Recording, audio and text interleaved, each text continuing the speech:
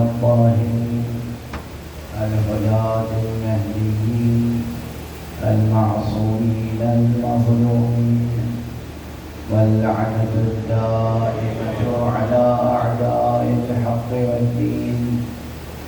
أما بعد فقد قال الله تعالى عز اسمه في محكم كتابه ومتقن خطابه. بسم الله الرحمن الرحيم. ومن الناس من يشري نفسه ابتغاء مرضات الله والله رؤوف بالعباد. صدق الله العلي العظيم.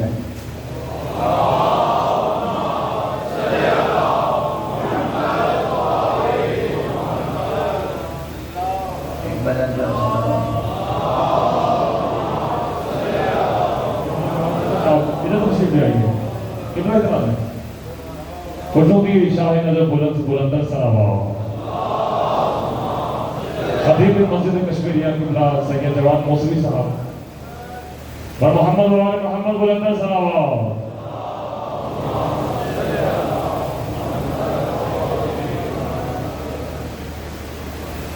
تمام حضرات ہم اہم طور پر ایک اور بلندر صلوات ارشاد کریں.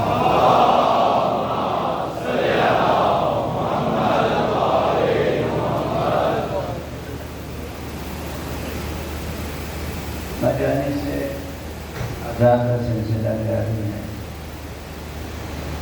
آج میں نے قرآن حکیم وہ مشہور و معروف آیت تلاوت کرنے کی سعادت حاصل کی جس سے اکثر مومنین واقف ہیں. مومنین جن آیتوں کے آہنگ پر جیتے ہیں، مومنین جن آیتوں سے خوب اچھی طرح مانوس ہیں، ان میں سے ایک آیت یہ بھی ہے.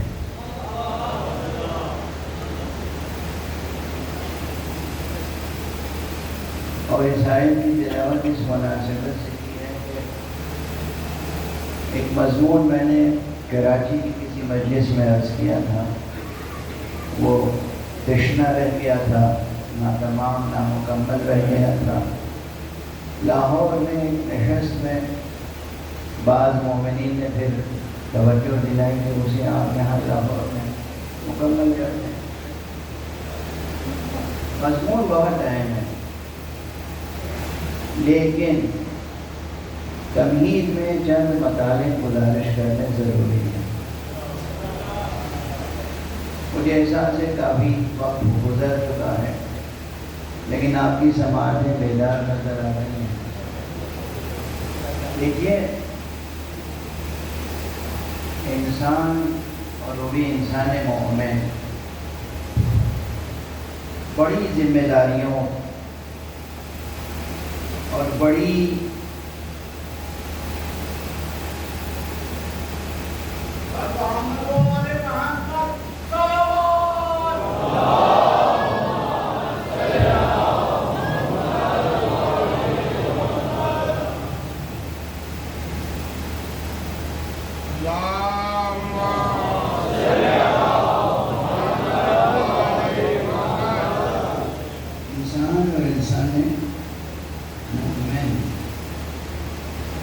اس پر اس دنیا میں بڑی ذمہ داریاں ہیں. یہ اور بات ہے کہ جتنی بڑی ذمہ داریاں ہیں اس پر، اس سے کہیں بڑی زیادہ امداد الہی اس کے شامل حال ہوتی ہے.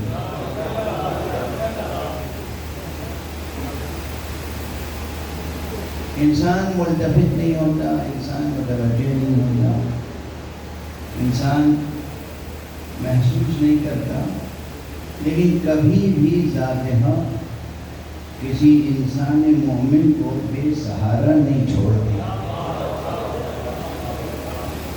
دیوانان عزیز بطور خاص، آج ہی دن میں کسی ایک جوان نے مجھ سے پوچھا، اللہ آخر دعا وقت کیوں نہیں کرتا؟ بڑے عجب انداز سے اس نے ایک عجیب کیفیت کے ساتھ سوال کیا، اور میں نے جواب دیا کہ ایسا ہرگز نہیں ہے، اللہ ہر دعا قبول فرماتا ہے، لیکن قبولیت میں ایک بڑی شرط یہ ہے کہ واقعی وہ جو دعا آپ مانگ رہے ہیں اپنے لیے، وہ دعا آپ کے حق میں بہتر ہو۔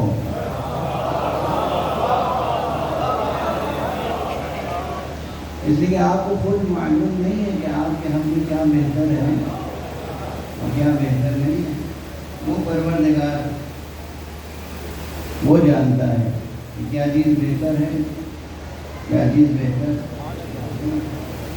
مثال بھی میں نے عرض کی، میں نے کہا یہ آپ کے بابا بیٹھے ہوئے ہیں، والد پڑھے لکھے ذمہ دار سمجھیدہ، آپ ان سے کچھ طلب کریں ضد کر کے اور وہ آپ کے حق میں بہتر نہ ہو اور یہ اسے پورا کر دیں، تو بعد میں کیا ہوگا؟ باپ سے شکوہ ہوگا، آخر آپ کو معلوم تھا آپ نے کیوں پوری کی میری بات۔ لاکھ باپ کہتا رہے کہ بیٹا تم نے ضد کی تھی تو میں نے کر دیا، وہ یہ نہیں حجت تمام ہوگی، وہ پھر آپ کو تو معلوم تھا نا آپ نے کیوں کر دیا، ہم لاکھ مانگ رہے تھے، آپ کو پتا تھا آپ کو نہیں کرنا چاہیے۔ اگر یہ زندگی کا تجربہ آپ کے سامنے رہے تو پھر خدا سے کبھی شکوہ نہیں کریں گے کہ پروردگار تو نے دعا کیوں قبول نہیں کی۔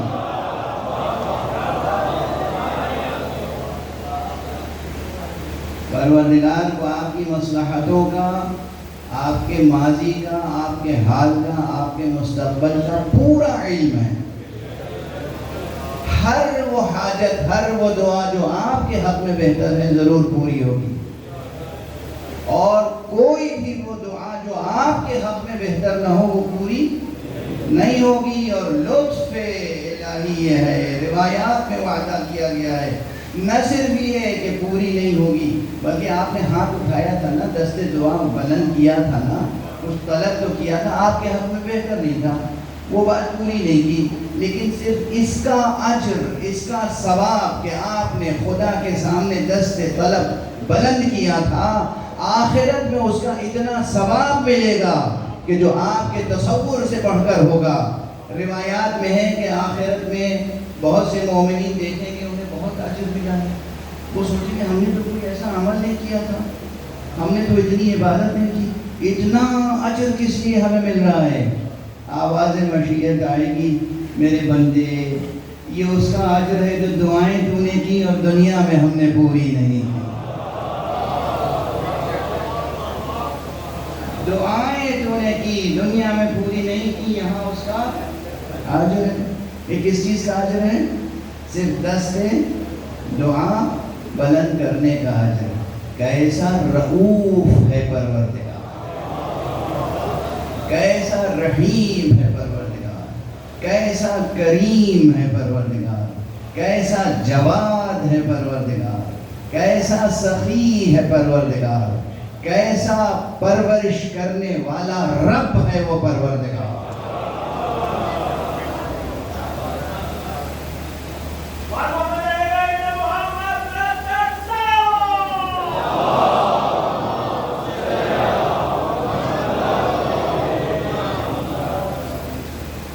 بزرگ ہوں یا جوان، سب یہ ایک بات گرہ میں باندھ کے لے جائیں۔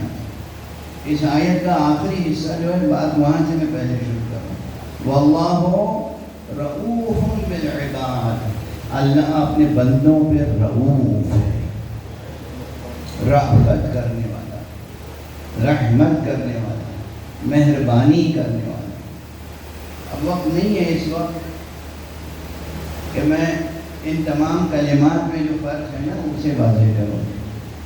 رحمانیت، رحیمیت، رحمان، رحیم، رؤوف، کریم، ودود، یہ سب اللہ کے اسماء گرامی ہیں، اور سب میں اس کی مہربانی اور اس کے احسان کا اظہار ہو رہا ہے۔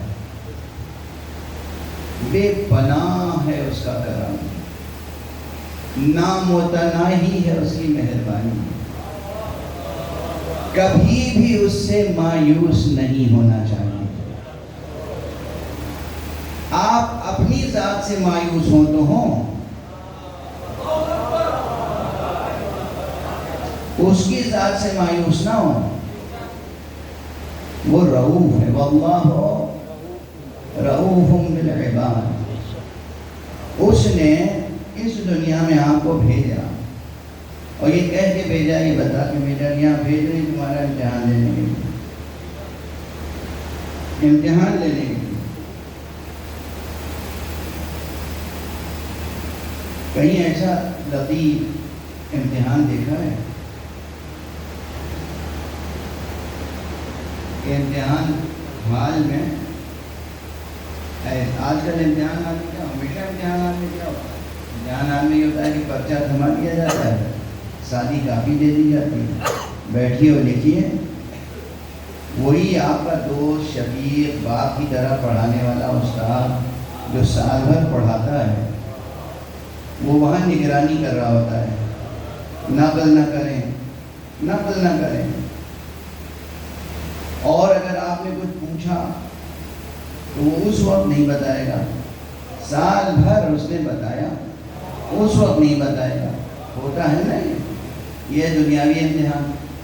اللہ بتا رہا ہے کہ ہم تمہیں دنیا میں بھیج رہے ہیں امتحان لینے کے لیے، ساتھ میں ایسے لوگوں کو بھیجا کہ ان کی سیرت کی نقل کرتے رہو تاکہ تم کامیاب ہو جاؤ۔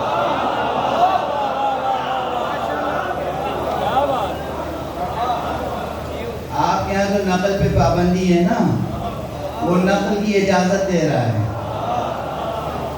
دیکھو تم سے یہ زندگی بسر ہو نہ پائے گی، تم سے یہ صراط زندگی پر گزرا نہ جائے گا، یہ تلوار کی دھار سے زیادہ تیز، یہ آگ سے زیادہ گرم، یہ بال سے زیادہ باریک ہے۔ یہی زندگی، یہ زندگی جو ہم جی رہے ہیں یہاں اس دنیا میں، یہ بال سے زیادہ باریک ہے، آگ سے زیادہ گرم ہے، تلوار کی دھار سے زیادہ تیز ہے، اس پر گزرنا آسان نہیں ہے، تم نہیں گزر سکتے، مگر ہم ایسے نمونے بھیج رہے ہیں۔ دیکھو یہ جیسے گزرتے ہیں نا، اس طرح گزرنے کی کوشش تو کرو، اور دیکھو تم پھر بھی اپنی کوشش سے گزر نہیں پاؤ گے، مگر بس کوشش کرو، مدد کرنا ہمارا کام۔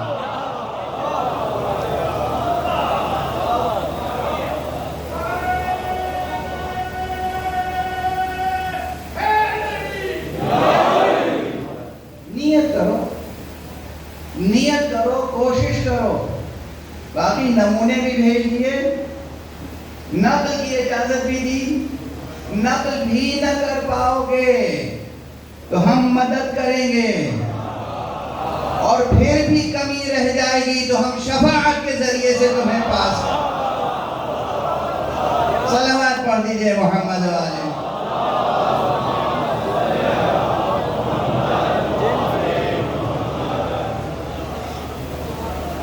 ایسے رحمان و رحیم و کریم و ودود و رؤوف، ستار و تواب و غفور، ایسے رب کو سجدہ کرنے کا دل نہیں چاہتا؟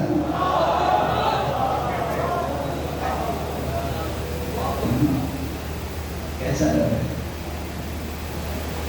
اس نے کتنی آسانیاں کرائی، کتنی آسان۔ اس لیے میں دست عدد جوڑ کے عرض کرتا ہوں، بڑے ہوں یا چھوٹے، سب سے دل سوزی کے ساتھ اللہ کی ذات سے مایوس نہ ہو۔ کیسا ہی زمانہ آ جائے، ایک نہیں لاکھوں ٹرمپ حملہ آور ہو جائیں،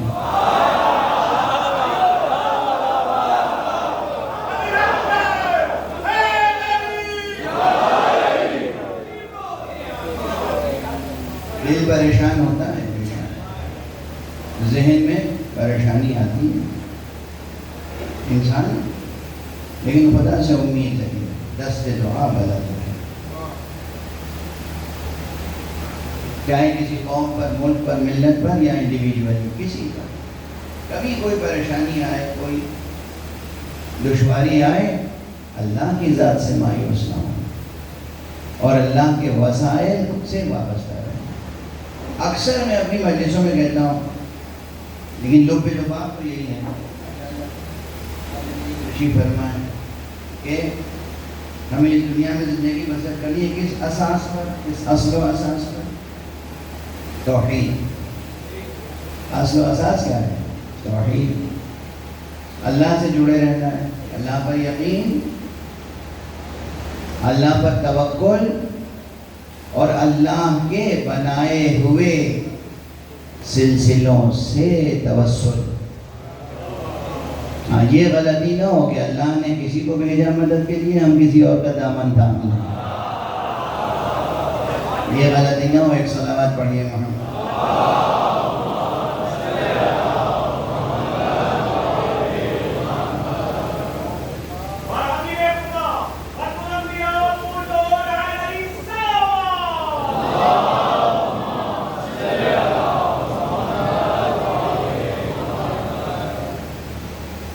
اب اتنی تمہید کے بعد جس چیز سے جوڑنا ہے، ذکر تو مقصود ہے اہل بیت کا، ان کے فضائل، ان کے مسائل، لیکن یہ یاد رکھیے کہ ان کے فضائل اور ان کے مسائل بھی بیان کرنے کا حکم کیوں دیا گیا ہے۔ کئی بار میں توجہ دلا چکا ہوں، آج پھر دوہرا دیتا ہوں۔ کیوں؟ اس لیے تھوڑی کہ وہ نہ اللہ، نہ اس کے نبی، نہ اس کی طرف سے آنے والے ولی، ان میں سے کوئی نعوذ باللہ، 100,000 بار نعوذ باللہ، کوئی خوشامد پسند بادشاہ نہیں ہے۔ مقصد نہیں، یہ نہیں ہے کہ تم بس تعریف اللہ کی کرتے رہو، پیغمبر کی نعتیں پڑھتے رہو، ائمہ کی منقبتیں پڑھتے رہو، اس سے وہ خوش ہو رہے ہیں، بالیدہ ہو رہے ہیں کہ ہمارا تذکرہ ہو رہا ہے۔ مقصد یہ ہے کہ تذکرہ بلندیوں کا کرو تاکہ تم بھی بلند ہوتے چلے جاؤ۔ اللہ کی حمد و ثنا کرو۔ آپ اسی مزاج سے تھوڑی سی باتیں اور عرض کرتے ہیں جو آپ کے بھی کام آئے، میرے بھی کام آئے، دنیا میں آپ رہتے ہیں۔ اب دیکھیے اس وقت میری نیت جو ہے نا، تھوڑا سا اس میں نیت میں تھوڑا سا فطور ہے، یعنی جلدی ختم کرنے کا ارادہ نہیں ہے۔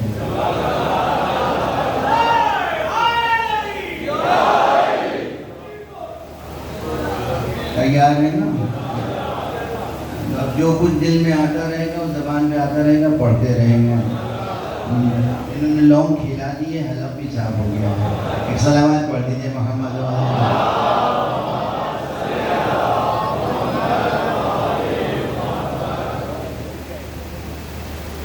دیکھیے، حق سبحانہ و تعالیٰ سے اور اس کے دین سے اور اس کے بھیجے ہوئے انبیاء سے اور ائمہ اطہار سے اور ان کی سیرتوں سے اور ان کے ناموں سے، ان کے تذکروں سے ہمیں اپنی زندگیوں کو، اپنے نفوس کو تعمیر کرنا ہے، سجانا ہے، سنوارنا ہے۔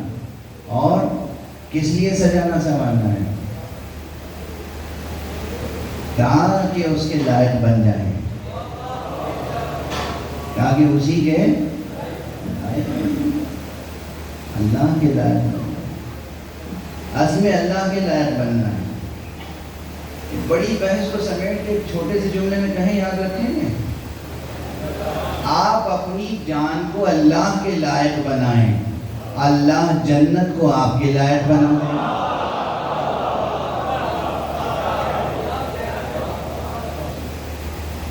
جنت نظر میں نہ ہو، لالچ، حرص، ہوس جنت کی بھی نہ ہو۔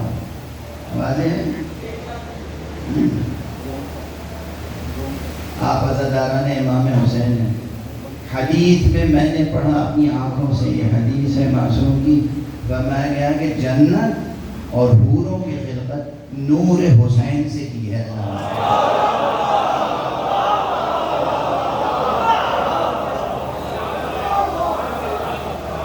صلوات پڑھیں بدن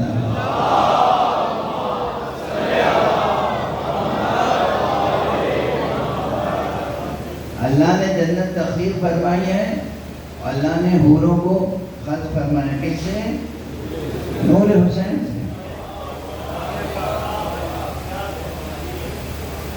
تو اب اگر آپ آقا حسین کے ہیں تو جنت تو آپ کے قدموں میں رہے گی، جنت آپ کی مشتاق ہوگی، آپ کو جنت کی فکر کرنے کی ضرورت نہیں ہے۔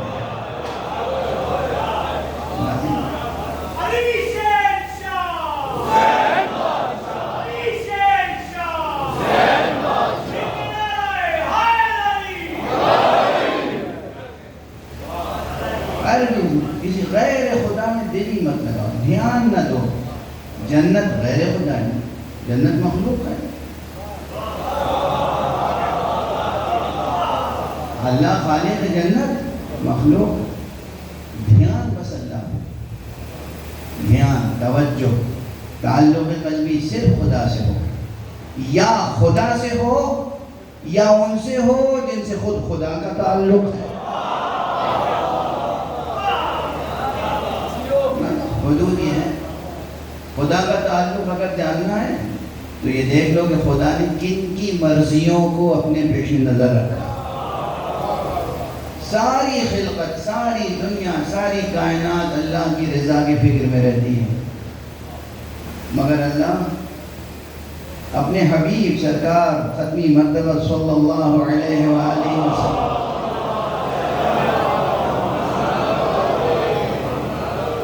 کی مرضی کو پیش نظر رکھتا ہے. بہت سی مثالیں اس کی قرآن مجید میں ہیں. میں پہلے عرض بھی کر چکا ہوں، اسے دہراؤں گا نہیں کیونکہ آج اور مطالب مجھے گزارش کرنے ہیں. یا خدا سے تعلق ہو، دل کی لو صرف خدا سے.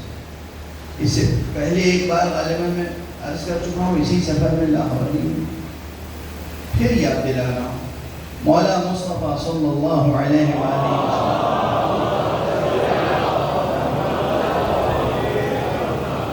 دیکھیں، ہم لفظ مولا بس 3 ہی بار استعمال کرتے ہیں. یا اللہ کو مولا کہتے ہیں، یا مولا مصطفیٰ کہتے ہیں، یا مولا علی کہتے ہیں. ویسے 12 اماموں میں سے ہر ایک مولا ہیں ہمارے لیے، مگر یہ لفظ جو ہے مخصوص ہو گیا ہے اللہ کے لیے، رسول کے لیے اور مولا علی کے لیے ہمارے ایمانی محاورات میں، ہمارے ایمانی محاورات میں. اور یہ محاورات بھی ہم نے نہیں خلق کیے بلکہ یہ ہمیں اللہ اور اللہ کے رسول نے سکھا دیے ہیں. 12 تو سرکار رسالت نام صلی اللہ علیہ وآلہ وسلم اپنے اصحاب میں سے جہاں تک آواز جا رہی ہے، مرد، خواتین، جوان، بچے، حوصلہ مند جوان، حوصلہ مند جوان، اس دنیا میں کچھ کر کے دکھانے کا جذبہ رکھنے والے جوان، آج یہ ایک جذبہ لے کے جائیں اس مجلس اعزا سے. رسول پاک اکثر اپنے اصحاب میں سے بعض سے بیعت لیتے تھے اس بات پر، اس شرط پر، بیعت کرو میری کہ تم اپنی حاجتوں کو خدا کے علاوہ کسی سے نہیں بیان کرو گے. اپنی ذاتی حاجتیں، جو بھی ضرورت ہو، جو بھی ضرورت ہو. نئے لباس کی ضرورت ہے، غذا کی ضرورت ہے، مکان کی ضرورت ہے، شادی کی ضرورت ہے، اولاد، جو بھی چھوٹی بڑی حاجت ہو. آقا نے فرمایا خدا کے علاوہ کسی سے اپنی حاجت بیان نہیں کرو گے، اس شرط پر میری بیعت کرو. سمجھ رہے ہیں آپ اس مسئلے کی اہمیت کو؟ بھولنا نہیں ہے سبب عزیزان کرام. اس سے تمہارے نفس میں جو اعتماد، خود اعتمادی اور قوت پیدا ہوگی وہ بے نظیر ہوگی. ہر ٹرمپ تم سے اسی طرح ڈرے گا جیسے یہ ٹرمپ خامنئی سے ڈرتا ہے.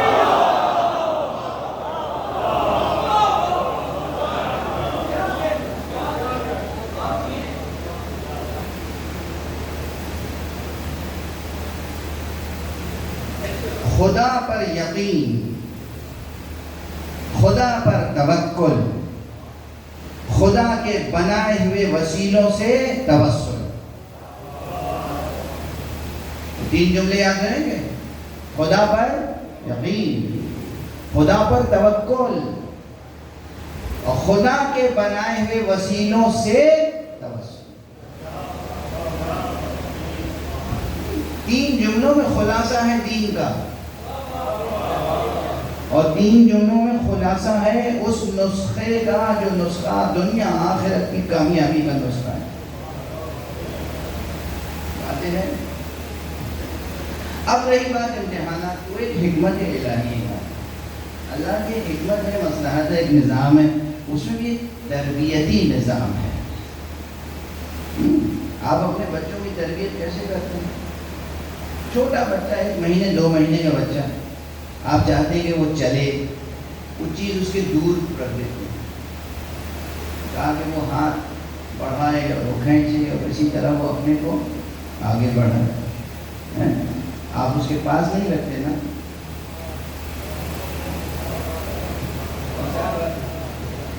ہر گھر کی مثال ہے، چھوٹا بچہ ہے اور آپ چاہتے ہیں کہ وہ طاقت اس میں پیدا ہو، ہاتھ پیر چلاتا رہے، صحت مند رہے، اپنی گرفت مضبوط کرے. آپ نے کوئی چیز، کوئی پھول صحیح، کوئی بال صحیح، کوئی چیز، کوئی کھلونا، لیکن اسے تھوڑے فاصلے پہ رکھا تاکہ وہ اسے حاصل کرنے کے لیے کوشش کرے. اس سے زیادہ فاصلے پہ جنت نہیں ہے.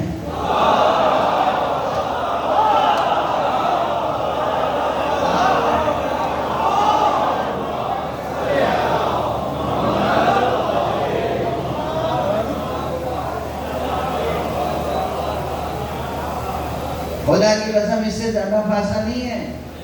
تو آپ اپنے بچے سے کھلونا دور رکھتے ہیں، اس سے زیادہ فاصلہ نہیں ہے. لطف خدا پر ناز کرو، لطف. اور یہ جو کوشش کرنی ہے نا، یہی سارا امتحان ہے، آزمائش ہے، ابتلا ہے. نفس کو صحت مند رکھنا ہے. یہ جو لطیف شے آپ کو ملی ہے نفس، اسے سنبھال کے رکھنا ہے، پاک و پاکیزہ رکھنا ہے. پاک و پاکیزہ رکھنے کے لیے میں اپنے دوستوں کو بتاتا رہتا ہوں، اٹھتے بیٹھتے آپ کو ممبر سے بتاتا ہوں. سب سے زیادہ مشکل کیا ہوتی ہے؟ تو شیطان کے وسوسے، اور پھر انسان اپنی کمزوری کے بنا پہ بہت سے خیالات، یوں ہی نیگیٹو تھاٹس آتے رہتے ہیں ہر طرح، عزیزوں سے، دوستوں سے، دشمنوں کی طرف سے، جن و انس، ہر کائنات کی ہر شے کی طرف سے. یہاں تک کہ انسان اگر مریض ہو جائے ذہنی تو اپنی ذات سے بھی اسے بدزنی ہو جاتی ہے. جو بیماریاں ہیں، ڈپریشن اور یہ اور وہ ہزار قسم کی، اور پھر آپ ہاسپٹلس دوڑتے رہیے اور جناب والا کاؤنسلنگ کرتے رہیے اور سائیکیٹرسٹ کے پاس جائیے اور میڈیکیشن وغیرہ وغیرہ. آج اس ممبر، اس رباط حیدریہ کے ممبر سے عرض کر رہا ہوں، 2 کلموں کا چھوٹا سا ذکر اگر پورے ایمان اور یقین اور توکل اور حسن توسل کے ساتھ اختیار کر لیں، کبھی یہ بیماریاں قریب نہیں آئیں گی، کبھی نیگیٹو تھاٹس آپ کے قریب نہیں آئیں گے. ہمیشہ شخصیت بلند سے بلند ہوتی رہے گی. صرف آپ یہ کہنا سیکھ لیں، سبحان اللہ و بحمدہ، سبحان اللہ و بحمدہ، سبحان اللہ و بحمدہ، سبحان اللہ و بحمدہ. یاد رہ جائے گا.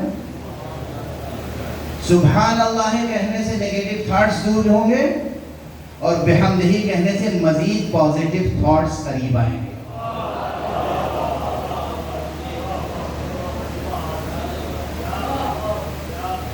برائیاں دور ہوں گی اور اچھائیاں نزدیک آئیں گی. ایک صلوات پڑھ دیجئے محمد.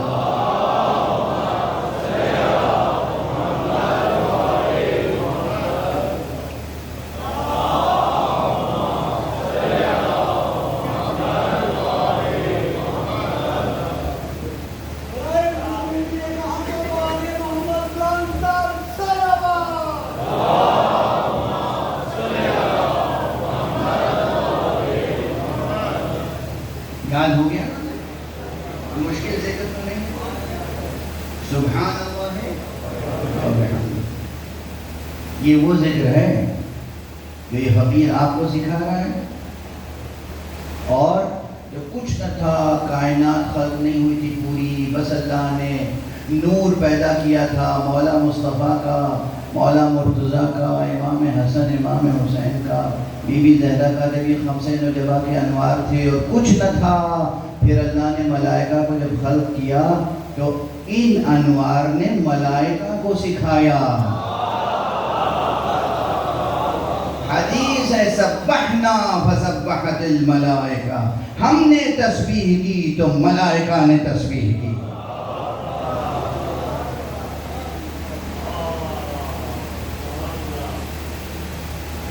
حضرت ابو ذر سے بھی ایک روایت ہے اور بعض اور اعلام و اصحاب سے روایت ہے کہ کسی نے حضرت امام حسین علیہ السلام سے پوچھا،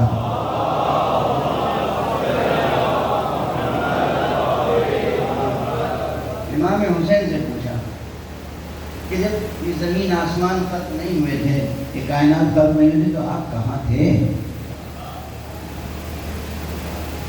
کہاں تھے؟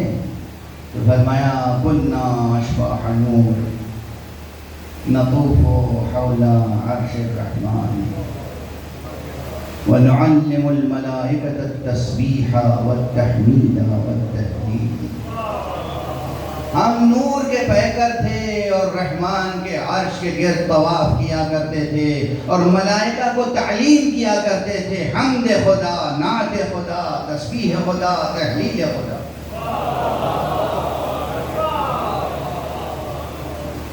واضح ہے، ہم فرشتوں کو اور ملائکہ کو تعلیم کرتے تھے. بہرحال یہ ذکر یاد رکھیے گا. ہوتے گھر گھر میں بھائی کو بھائی سے غلط فہمی ہے، بہن کو بھائی سے غلط فہمی ہے، بھائی کو بہن سے غلط فہمی ہے، میاں صاحب کو بیوی صاحبہ سے غلط فہمی ہے، بیوی صاحبہ کو میاں صاحب سے غلط فہمی ہے، وغیرہ وغیرہ. گھر سے لے کے معاشرے تک غلط فہمیاں ہیں. کیا نسخہ ہے غلط فہمی دور کرنے کا؟ سبحان اللہ وبحمدہ، سبحان اللہ وبحمدہ، سبحان اللہ وبحمدہ، سبحان اللہ. کر کے دیکھو، خدا کا یقین ہو، خدا پہ بھروسہ ہو، توکل ہو، محمد اور آل محمد علیہم الصلاۃ والسلام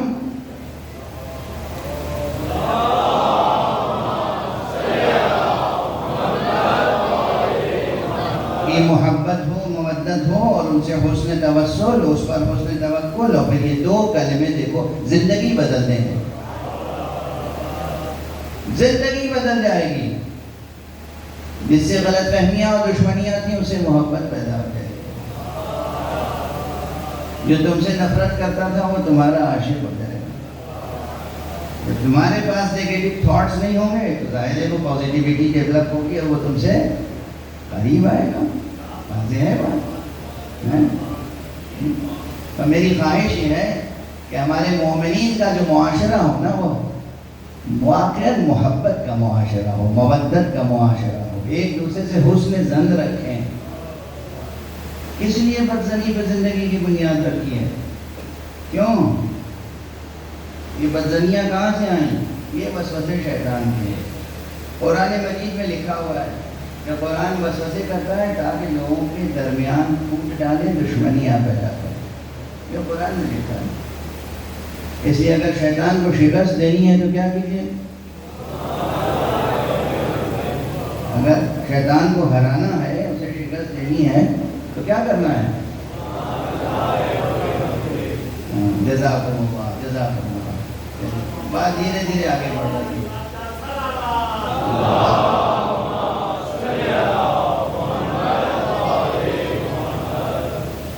ابھی ہم آپ کو امتحان دیتے ہیں، ہر ایک فکر کرتا ہے ہمارا امتحان لے رہا ہے. صرف ہمارا ہی نہیں لیا ہے، اللہ اللہ ہے، رؤوف ہے، رحیم ہے، کریم ہے، ودود ہے، سب کچھ ہے مگر اللہ ہے. مہربان ہے مگر خدا ہے. چاہتا ہے آپ کو مگر رب ہے. تو بہت بلند ہے اس کی ذات. اور اس نے جس کو بھی خلق کیا اسے حق ہے ہر ایک کو آزمانے کا. حق ہے یا نہیں؟ اور یہ آزمائش کا مسئلہ بھی بڑا عجیب و غریب ہے. کبھی کبھی جس سے آپ کو محبت نہیں ہوتی اسے آپ آزماتے بھی نہیں، اور جس سے محبت ہوتی ہے اسی کو آزماتے ہیں. ہے یا نہیں زندگی میں یہ بات ہے؟ اب میں ہوں، یہ بچے ہمارے ساتھ صبح سے شام تک ہر وقت 24 گھنٹے جتنے دن میں یہاں رہتا ہوں رہتے ہیں. اب مجھے ان میں سے کسی کو آزمانا ہو کہ کس کو واقعی دل میں میری محبت زیادہ ہے کم ہے، کون میری بات کا لحاظ کرتا نہیں کرتا، تو میں انہیں کا امتحان لوں گا نا۔ اور وہ سڑک پہ کوئی بھیڑ چلی جا رہی ہے، اس میں سے کسی کا امتحان لوں گا۔ اب مثال دے رہا ہوں، مثال کو مثال کی حد تک رکھیے گا، سنجیدہ نہ ہو جائے گا۔ مثلاً یہ 2-4 بچے جو ہمارے ساتھ ہیں، مجھے گلاب کا عطر پسند ہے۔ گلاب، پیغمبر نے فرمایا کہ اگر میری خوشبو سونگنی ہو تو گلاب سونگنا۔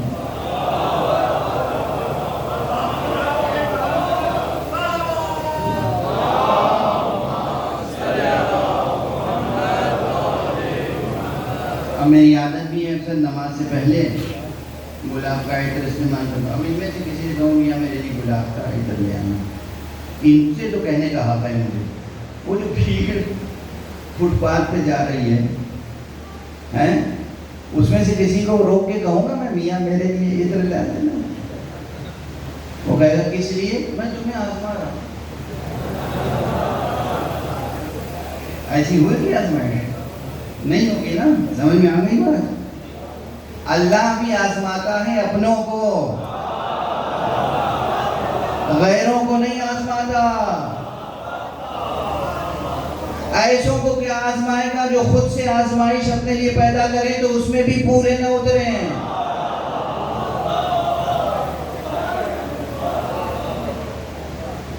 تاریخ کی پوری فصل میں نے دہرا دی آپ کے سامنے ایک جملے میں۔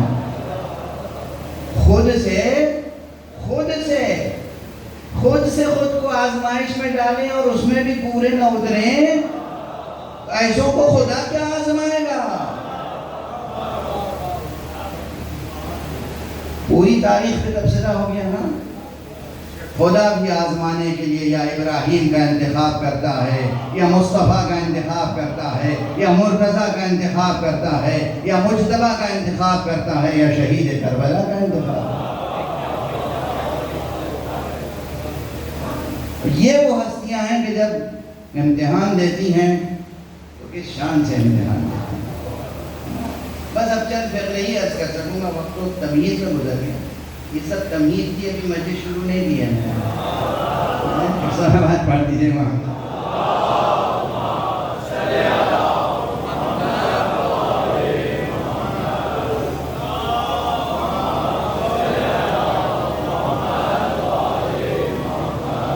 ایمان بھی تازہ کر کے جاؤ، مجلس میں آئے ہو نا، حوصلہ بھی بلند کر کے جاؤ۔ ہمیشہ مومن کا ہاتھ یوں ہی ہونا چاہیے جسے دیکھ کے لوگوں کو یہ غدیر یاد آ جائے۔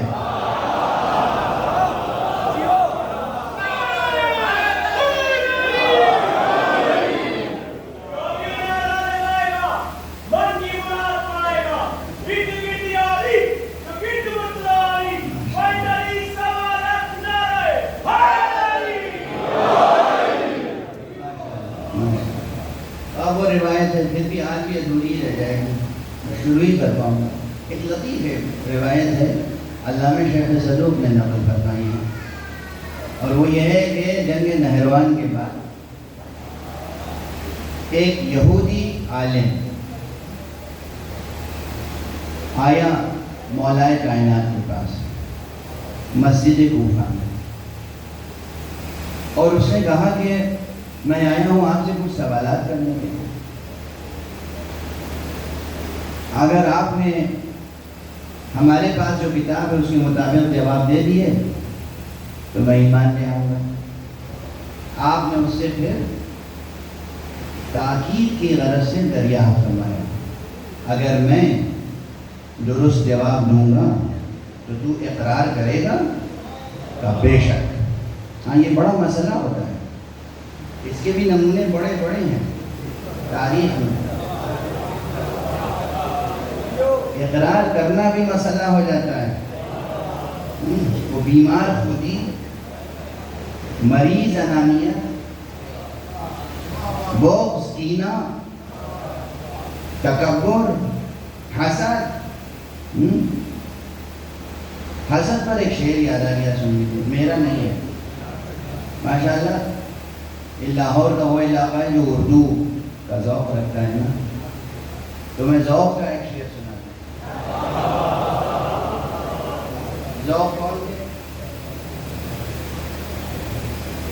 غالب اور ذوق میں ایک مقابلہ رہتا تھا نا, وہی ذوق دربار دلی والے ذوق, بہادر شاہ ظفر کے استاد ذوق, ملک الشعراء خاقانی ہند استاد شیخ محمد ابراہیم ذوق. انہوں نے کیا مطلب غزلوں کے درمیان میں کہہ دیا. دیوان غزل منقبت کا دیوان نہیں ہے, نعت کا بھی, غزلوں کا دیوان. اس میں کیا مطلب فرمایا؟ فرماتے ہیں کہ ہفتاد و دو فریق حسد کے عدد سے ہیں. گویا تاریخ اسلام کو نچوڑ کے پیش کر دیا انہوں نے. ہفتاد و دو یعنی 72, ہفتاد و دو فریق یعنی ہفتاد و دو فرقے. یہ جو کہتے ہیں نا مسلمانوں کے 72 فرقے ہیں, کہتے ہیں ہفتاد و دو فریق حسد کے عدد سے ہیں.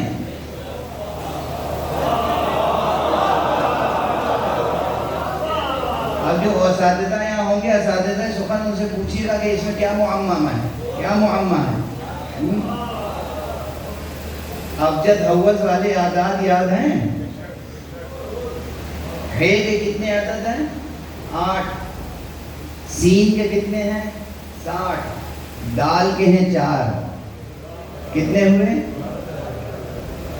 ہے کے 8, سین کے 60 اور دال کے 4, 72 ہو گئے.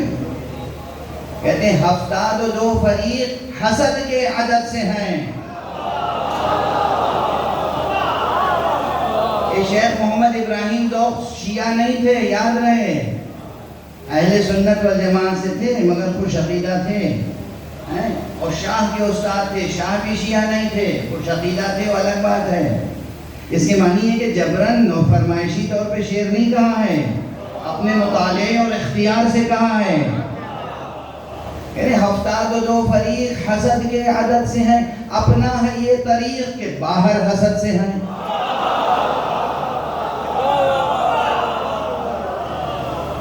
کیسا اچھا مطلع ہے, کیا اچھا درس ہے, کیا اچھا فلسفہ تاریخ ہے.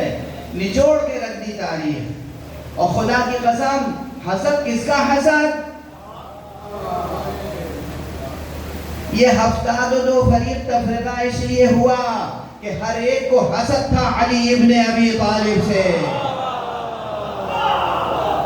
جاہلوں کو علی کے حسد کا علم تھا, علی کے علم سے حسد تھا. بزدلوں کو علی کی شجاعت سے حسد تھا. بخیلوں کو علی کی سخاوت سے حسد تھا. بے حیثیت افراد کو علی کی وجاہت سے حسد تھا. علی ابن ابی طالب علیہ السلام کی ذات گرامی سے حسد کے نتیجے میں فرقے بنتے چلے گا. بات کہاں سے کہاں تک چلی جائے گی. ایک لفظ بیچ میں آ گیا تو میں نے کہا یہ چیپٹر کی گزارش کر. دلوں میں کینہ, بغض, حسد یہ سب نہیں. زندگی میں روشنی ہی روشنی. یہ چیز انسان کو اعتراف حق پر سے روک دیتی. حسد, جانتے ہیں کہ آپ حق پر ہیں, کسی کو آپ سے حسد ہے, اعتراف نہیں کرے گا. اٹھتے بیٹھتے روزمرہ کی زندگی میں دیکھتے ہیں. اس لیے امیر المومنین علیہ السلام نے اس سے اقرار کیا.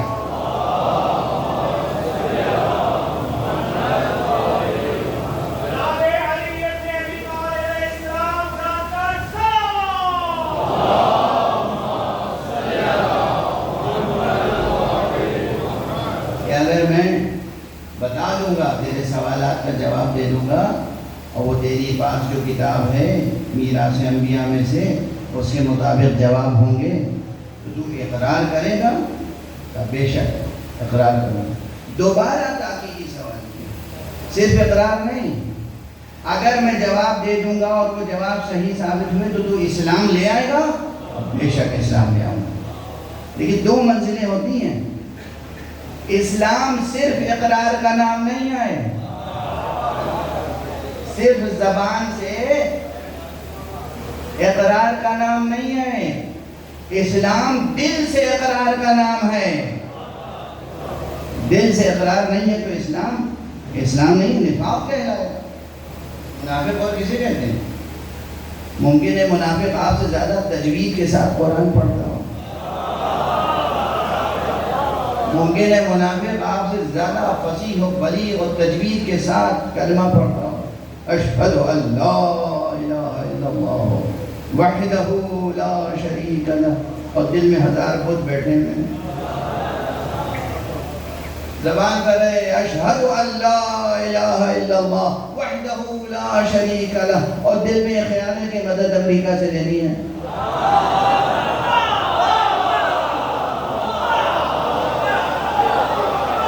اشہد ان لا الہ الا اللہ واشہد ان محمد رسول اللہ. ہم سے کہہ رہے ہیں رسول سے مدد نہ لینا، خود نتنیاہو سے مدد لے رہے ہیں.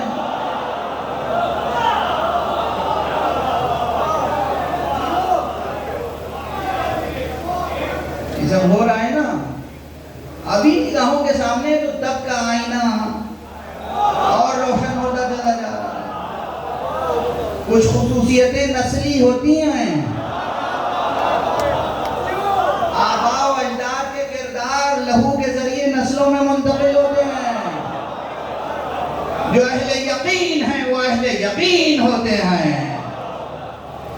وہ جو میدان سے کبھی فرار کرنے کے لیے سوچتا بھی نہ ہو. یہ تو مثال دینا بھی قبیح ہے، مثال دینا بھی قبیح ہے. امیر المومنین علی ابن ابی طالب میدان جنگ میں جاتے تھے، اکثر پیادہ جاتے تھے، گھوڑے پہ نہیں جاتے تھے، فرس پہ نہیں جاتے تھے. کسی نے پوچھا یا علی آپ میدان میں کس لیے جاتے ہیں؟ پیادہ گھوڑے کے لیے. گھوڑا لے کے کیوں نہیں جاتا؟ گھوڑا لے کے وہ لوگ جاتے ہیں جنہیں فرار کی.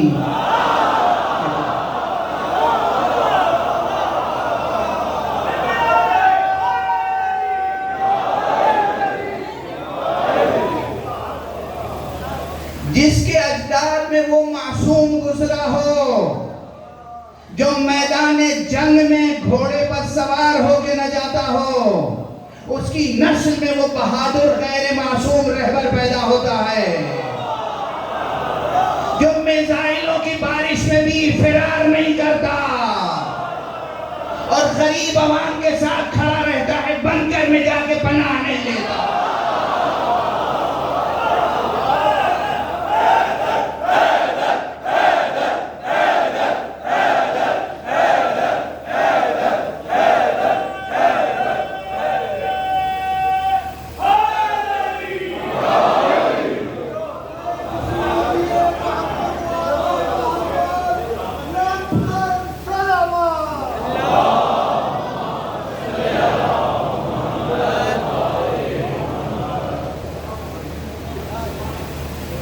کس میں طاقت ہے جو علی کی تعریف کرے؟ جو علی خامنئی کو نہیں سمجھ سکتا وہ علی ابن ابی طالب کو کیا سمجھے گا؟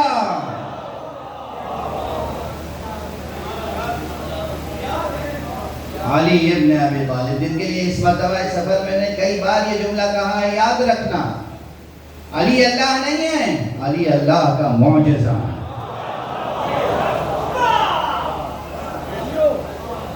بہت سے شکوک و شبہات اور مباحث کا جواب اس ایک چھوٹے سے جملے میں ہے. بہت سے سوالات، بہت سے شکوک، بہت سے شبہات کا جواب اسی جملے میں علی اللہ نہیں ہے، علی اللہ کا معجزہ. علی کی بادشاہی ہے، علی اس میں الہی ہے، صبح کے ساتھ دل مولا علی مولا علی مولا علی مولا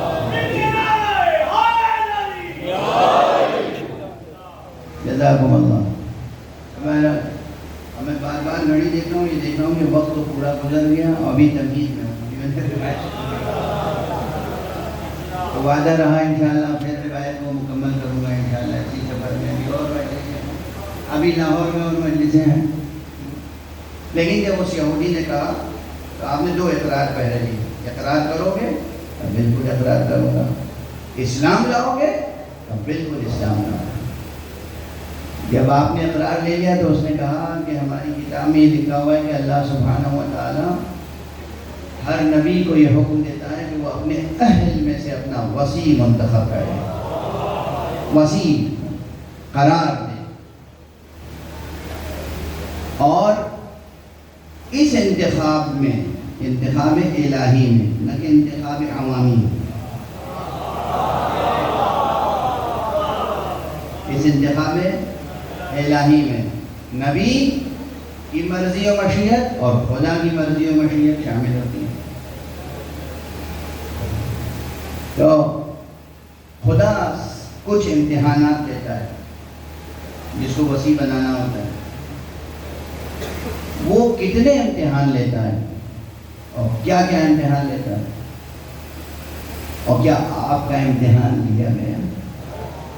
ہمیں روایت کا خلاصہ ہے، مولا کائنات نے فرمایا کہ قسم ہے اس ذات کی جس کے دست قدرت میں میری جان ہے۔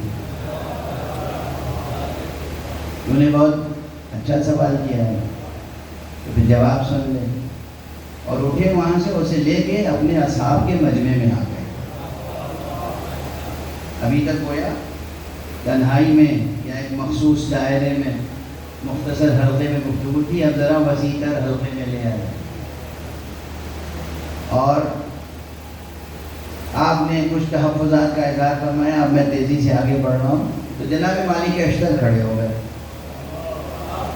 اور کہا یا علی، خدا کی قسم، یا امیر المومنین، یا ابا الحسن، ہمیں یقین ہے کہ آپ وسیع ہیں اور ہم ہر لحاظ سے آپ پر جانے ساری کے لیے تیار ہیں۔ اب مزید پردے نہ ڈالیں، اب مزید تکلف نہ کریں، اب آپ بیان کریں جو بیان کرنا چاہیں۔ آپ ٹھہرے اور آپ نے پھر بیان کرنا شروع کیا۔ یا اخل یہود، سن، اللہ سبحانہ و تعالی ہر نبی کے وسیع کا 7 امتحان نبی کی زندگی میں لیتا ہے، 7 امتحانات نبی کی زندگی میں، اور 7 نبی کی زندگی کے بعد۔ نبی کی زندگی میں امتحانات ہو جاتے ہیں تو پھر اللہ سبحانہ و تعالیٰ اس کو وسیع منتخب کرنا ہے۔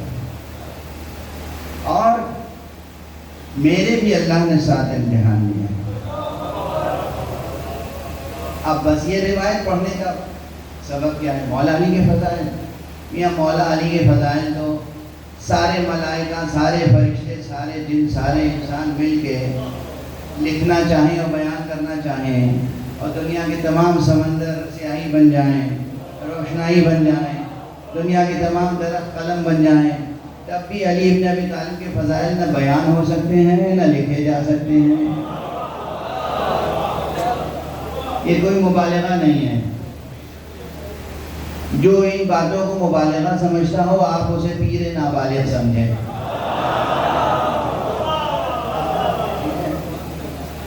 یہ مبالغہ نہیں ہے، آئیں ہم سے سمجھیں۔ یہ بیان کرنے کا مقصد کچھ اور بھی ہوتا ہے، کیا آپ میں ہمت و حوصلہ پیدا ہو، آپ تیار ہو، ہم اپنے نفوس کو تیار۔ وہ اللہ سبحانہ و تعالیٰ جو علی ابن ابی طالب کا امتحان لیتا ہے، وہ اگر ہمارا بھی کسی چھوٹے سے معاملے میں امتحان لے تو ہمیں اس کے لیے آمادہ ہونا چاہیے، سراپا تسلیم ہونا چاہیے، راضی پر رضا رہنا چاہیے، اللہ کا گلہ اور شکوہ زبان پر نہیں آنا چاہیے۔ واضح ہو رہی ہے بات؟ اس سے یہ سبق ملتا ہے، یہ درس ملتا ہے۔ اب ان امتحانات میں سے جو مولا کائنات کے امتحانات اللہ نے لیے ہیں، ان میں سے آپ نے فرمایا کہ سب سے پہلا امتحان تو میرا اس دن ہوا تھا جب رسول اللہ نے مجھ سے کہا کہ چھوٹے بڑے جتنے ہیں خاندان کے سب کو بلاؤ، اور بڑے بڑے خاندان کے لوگ آگے بیٹھ گئے۔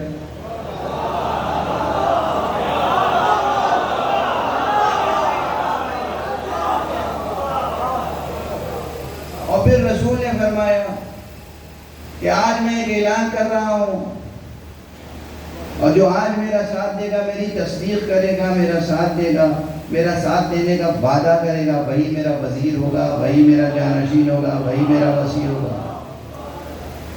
تب بڑے بڑے جتنے تھے کسی نے قبول نہ کیا۔ اب آزمائش تھی، آپ بتائیے، کسی پورے خاندان کے لوگ بڑے بڑے جتنے وہ سب کسی بات کے مخالف ہیں، ایک نوجوان کی جرأت ہوگی کہ ان کے مقابلے میں کھڑا ہو جائے؟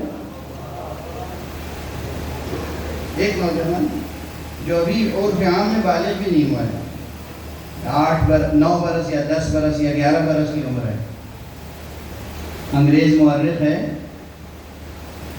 غالباً نہیں، گبن کی یہ عبارت نہیں، یہ عبارت ہے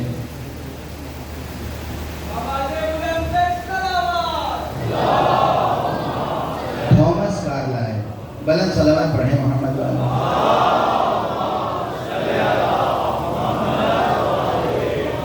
کارلائل نے اس بات کو بڑے سجا کے لکھا ہے، اور اس کی انگریزی اور اس کا اسٹائل بھی بہت ہی منفرد ہے۔ کارلائل بہت اہم مصنف ہے، اور اس نے پیغمبر اکرم صلی اللہ علیہ وآلہ وسلم پر جو مقالہ لکھا ہے، میں تمام جو انگریزی کا ذوق رکھتے ہیں جوان ان سے کہوں گا ضرور پڑھیں، ضرور پڑھیں۔ اس میں اس نے تصویر کشی کی ہے کہ پتلی پتلی پنڈلیوں والا بچہ کھڑا ہوا،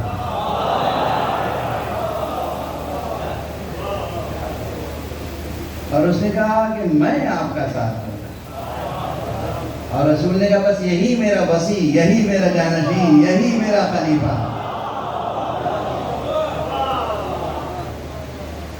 یہ علی کا کھڑا ہونا، یعنی بڑے بڑے جتنے ہیں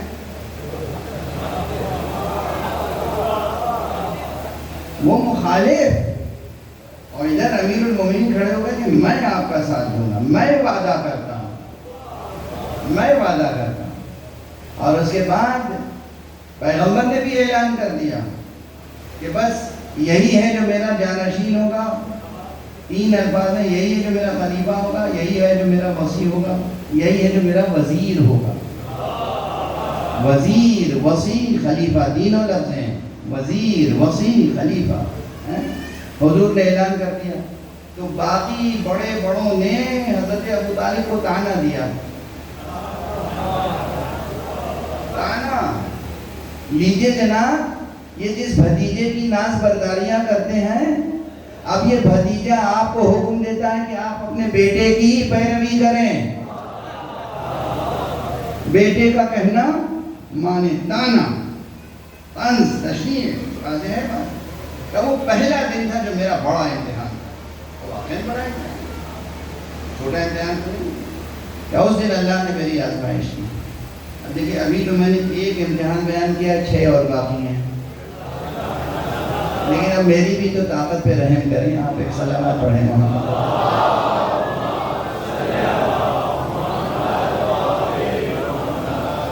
اب نئے سرے سے میں نے وہ سارے اس لیے شروع کیے، کراچی میں 2 یا 3 پڑھ چکا ہوں، لیکن یہاں تاکہ وہ لاہور ہی کی مجلسوں میں سب بیان ہو جائے۔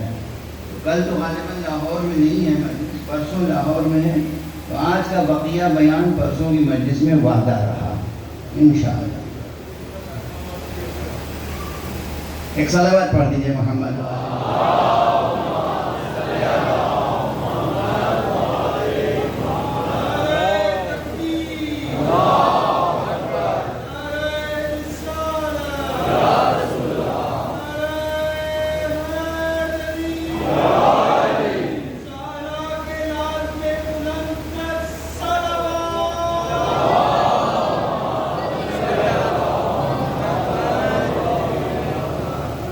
جب فضیلت تو آپ سنتے رہتے ہیں اکثر، میرے علاوہ آپ نے ہزاروں ذاکروں سے یہ بات سنی ہو کہ روزے دعوت العشیرہ رسول نے کہا، حضرت علی نے وعدہ کیا اور رسول نے اعلان کیا۔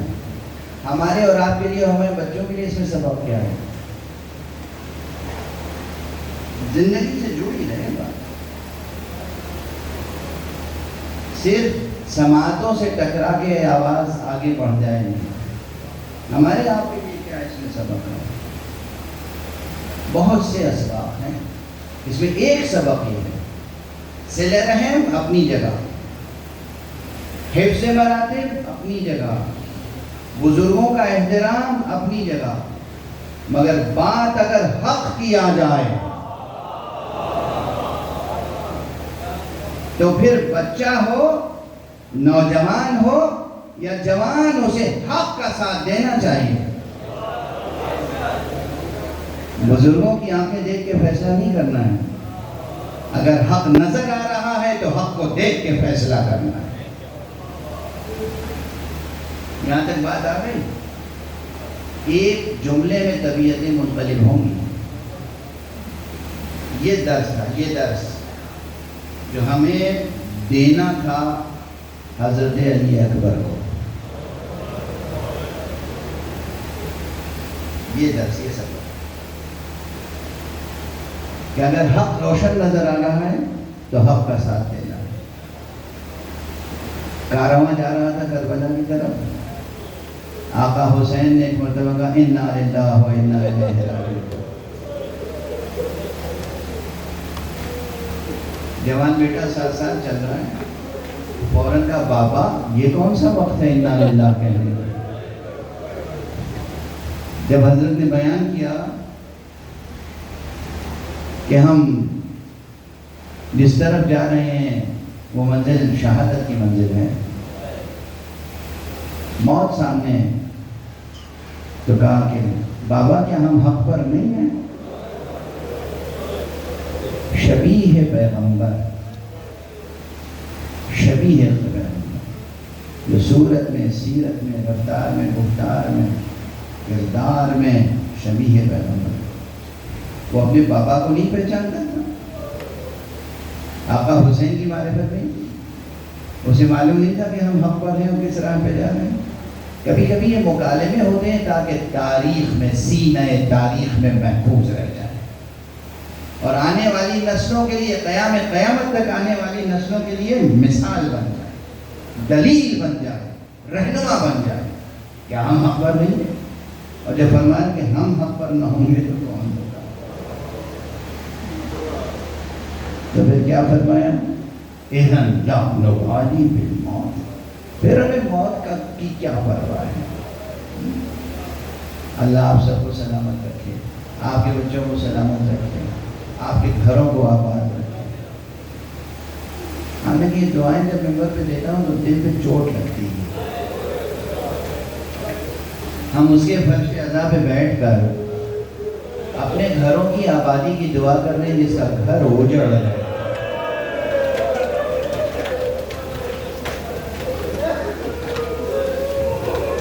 ہم اس فرش عزا پہ آ کے اپنے لیے اور اپنی اولاد کے لیے، اپنی نسلوں کے لیے عافیت مانگتے ہیں، عافیت، سلامتی، جس کی نسل کربلا میں خاک و خون میں غلطہ کر دی۔ اجرکم علی اللہ، اجرکم علی اللہ۔ ایام عزا گزر رہے ہیں، محرم کی تاریخیں گزر رہی ہیں، محرم اختتام تک پہنچ رہا ہے، سفر کا مہینہ آنے والا ہے۔ یہ تاریخیں وہ ہیں جب آقا حسین کے اہل حرم رسن بستہ دیار بدیار پھرائے جا رہے ہیں۔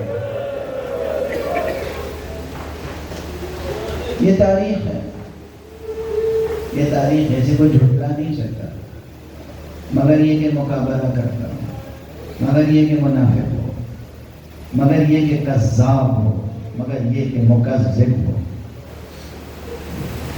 دیار بدیار پھرائے جا رہے ہیں۔ کون؟ زینب دیار بدیار،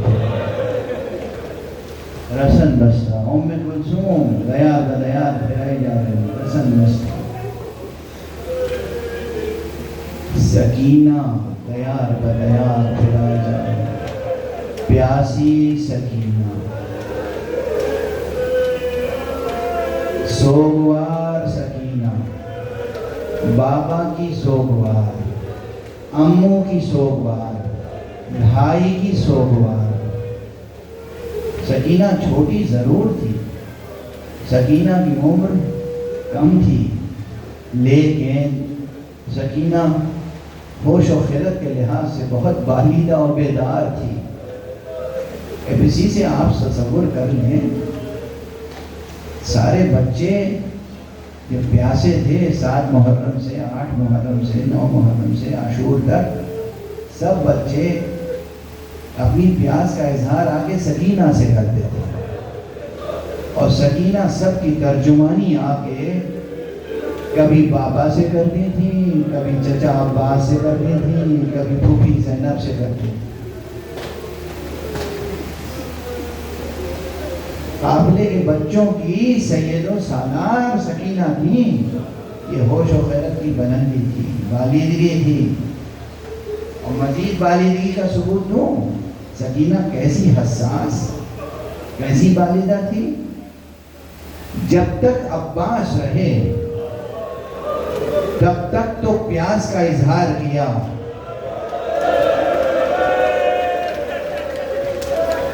حضرت عباس کی شہادت کے بعد کوئی روایت ہو تو لا کے مجھے کوئی دکھا دے کہ سکینہ نے آگے بابا سے بھی کہا ہو، بابا پانی کا اہتمام۔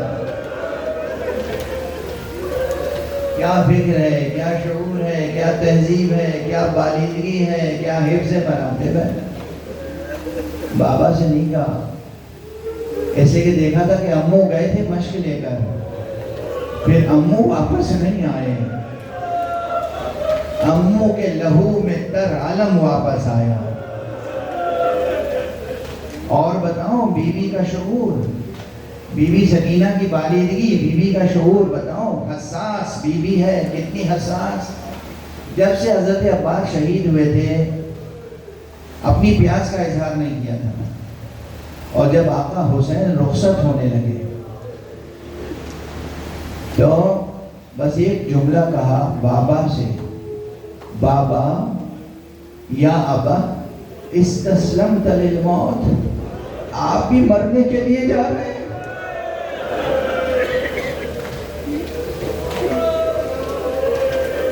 آپ بھی موت کے آگے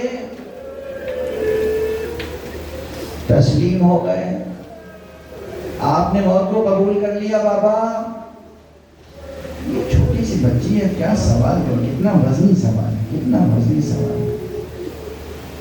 اور بتاؤ اس بچی کا احساس، ادراک، شعور، بالیدگی۔ آقا حسین گئے، آقا شہید ہو گئے، آقا کا وفادار گھوڑا سنتے رہتے ہیں نا، اس نے اپنی پیشانی حسین کے خون میں رنگین کی، اور اس کے بعد اب غلیمہ اب غلیمہ اب غلیمہ کہتا ہوا میدان کربلا میں گھوم رہا تھا، اور اس کے بعد در خیمہ پہ آیا۔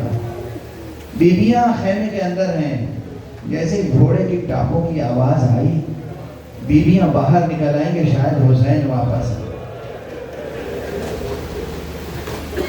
دیکھا تو باغیں کٹی ہوئی تھی، گھوڑے کی پیشانی پہ لہو تھا، بیویاں بے اختیار آئیں، گھوڑے کے گرد حلقہ کیا، واہ حسینہ واہ علیہ واہ محمدہ، فریادیں شروع ہوئی۔ کچھ ہی دیر کے بعد بی بی زینب نے دیکھا کہ حلقہ ماتم میں سکینہ موجود نہیں ہے۔ اللہ اکبر، بابا کے سینے پہ سونے والی بچی، وہ بچی جس کے لیے جاتے جاتے خصوصی طور پہ آقا حسین نے وصیت کی تھی، بہن زینب میری سکینہ کا خیال رکھنا۔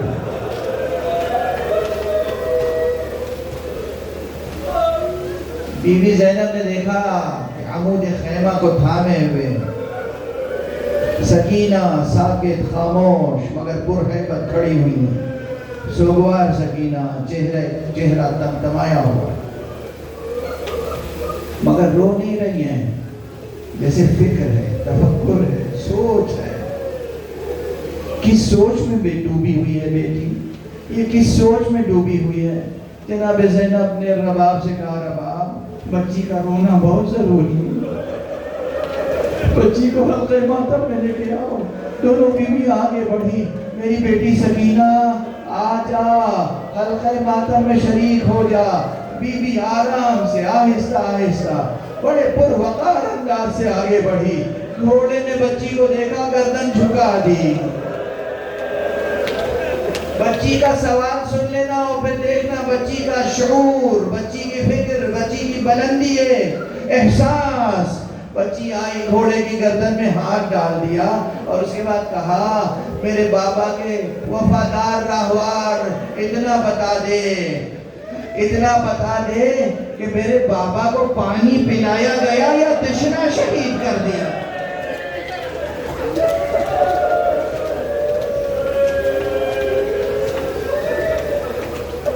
اجرکم علی اللہ, اجرکم علی اللہ, اجرکم علی اللہ. بس گفتگو تمام کر رہا ہوں. یہ ہے بی بی سکینہ. کتنی حساس ہے, کتنی بیدار ہے, کتنی حساس ہے. اپنی پیاس بھول گئی, بابا کی پیاس کا خیال ہے, بابا کی پیاس کا خیال ہے. بابا کو, میرے بابا کو پانی پلایا گیا یا تشنا ذبح کر دیا گیا. اب اس بچی کو اور کیا امتحان دینا پڑا. میں موازنہ کرنا چاہتا ہوں, بس موازنہ, کیونکہ خود میرے ذہن پر, میری طبیعت پہ یہ روایتیں چھائی رہتی ہیں نا. یہ دل جو ہے, یہ دل غم کی آماج گاہ ہے نا. اس دل کی دولت ہی غم حسین ہے. ایک روایت سنیے کہ جب قافلہ کوفے میں گیا تھا, لٹا ہوا قافلہ, تو تمام کوفے والے تماشا دیکھنے کے لیے آ گئے تھے. اس میں ایک حبیب ابن مظاہر کا بیٹا بھی تھا. حبیب ابن مظاہر کا بیٹا, نوجوان بچہ, جس کا نام قاسم تھا. اسی کی نسبت سے حضرت حبیب ابن مظاہر کی کنیت تھی ابو القاسم. اس بچے نے ایک عجب منظر دیکھا. بہت سے سر ہیں جو نو کے نیزہ پہ بلند ہیں. ایک سر ہے جو گھوڑے کی گردن میں لٹک رہا ہے. غور سے دیکھا تو دیکھا حبیب ابن مظاہر کا سر. بابا کا سر دیکھ کے بچہ تڑپ گیا اور اس قاتل سے اپنے بابا کا سر حاصل کرنے کے لیے بڑی محنتیں کی, بڑی سماجتیں, بڑی درخواستیں. بہت گڑ گڑایا بچہ, بہت مانگا, مگر اس شقی نے نہ دیا. یہ غیظ, یہ غضب, یہ غصہ دل میں رہا. بعد میں اس بچے نے انتقام لیا. وہ ایک الگ تاریخ ہے. میں ایک جملہ عرض کروں, حضرت حبیب کا سر ان کا بیٹا تھوڑی دیر کے لیے بھی نہ دیکھ سکا. یہ حساس بچی, یہ کربلا سے کوفے تک, کوفے سے شام تک, نو کے نیزہ پہ سامنے بابا کا سر ہے اور مسلسل سفر جاری ہے اور پابندی ہے کہ گریہ بھی کوئی کرنے نہ, کوئی گریہ بھی کرنے نہ پائے, کوئی گریہ بھی کرنے نہ پائے. غالباً کل یا پرسوں میں نے مقرر یہ روایت پڑھی ہے. ابن جوزی نے اپنی کتاب میں لکھی یہ روایت بستان الواعظین میں, کہ یزید کی طرف سے حکم تھا کہ سر کو نصب رکھا جائے درمیان میں, بیویوں کو وہیں ٹھہرایا جائے, اور اگر کوئی گریہ کرے تو تماچے لگائے. ایسے ماحول میں یہ بی بی کب تک صبر کرتی. ارے جب زندان شام میں لے جائی گئی تو ایک شب اس نے خوب گریہ کیا بابا کو یاد کر کے. ظالم کی نیند میں خلل پڑا, اس نے بابا کا سر بھیجا, مگر کس انداز سے. ارے زندان میں جب سر آیا ہے تو اس طرح لایا گیا, خان گوشت سے ڈھکا ہوا, جیسے بھوکے بچے یہ سمجھیں کہ کھانا آیا ہے, پانی آیا ہے. اذیت دینے کے طریقے, اذیت دینے کے طریقے.